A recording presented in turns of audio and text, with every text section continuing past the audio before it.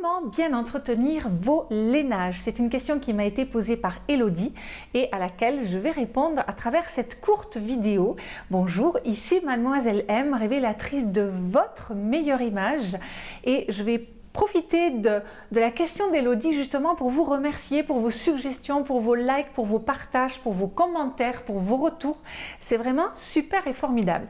Donc, comment entretenir vos lainages? La première question que vous devez vous poser, c'est quelle est la composition, de quelle origine est la laine qui compose donc mon pull-over ou mon lainage ou que sais-je. Donc déjà, vous pouvez lire les étiquettes d'entretien qui vont vous répondre si le ou la vendeuse ne vous a pas donné cette information. Puisqu'il faut savoir que l'alpaga, qui est donc une laine assez haut de gamme, le mohair, qui est issu de la chèvre mohair, et l'angora, qui elle vient d'un lapin, sont des laines particulièrement fragiles et donc il va falloir laver à la main.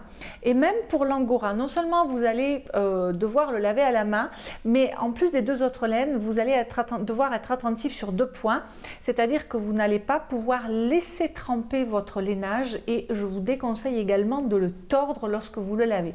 Donc ça va demander un lavage hyper délicat, et à ce titre, lorsque vous pouvez laver vos lainages à la main, vous n'êtes pas obligé d'utiliser une lessive spéciale lainage. Vous pouvez même utiliser un shampoing doux pour bébé par exemple, qui fera aussi bien l'affaire, puisque on est dans le poil, on est dans la fibre naturelle. Pour les autres lainages que vont être donc le cachemire ou le mérinos, qui est donc une laine issue des moutons australiens, et bien là au contraire ce sont des lainages que vous pouvez tout à fait passer en machine. Je dirais même que le cachemire est si vous le lavez évidemment au bon cycle et à la bonne température, aime le lavage, parce que le cachemire est un lainage qui va se bonifier comme ça avec le temps, qui va devenir de plus en plus doux. Et là évidemment, donc pas de shampoing pour bébé dans la machine, vous allez choisir un produit exprès pour linge délicat, pour lainage. Par contre, je vous déconseille de mettre de l'adoucissant, donc vous vous contentez simplement de la lessive spéciale linge délicat ou spécial lainage.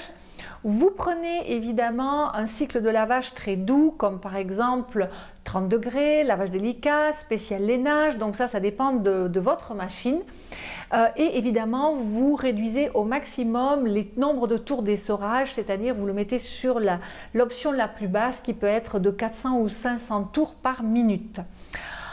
Voilà, ensuite, lorsque vous passez votre lainage en machine, je vous conseille de le mettre dans un pochon de lavage de façon à ce que les poils, la laine ne s'immiscent pas éventuellement avec d'autres lainages ou avec d'autres vêtements.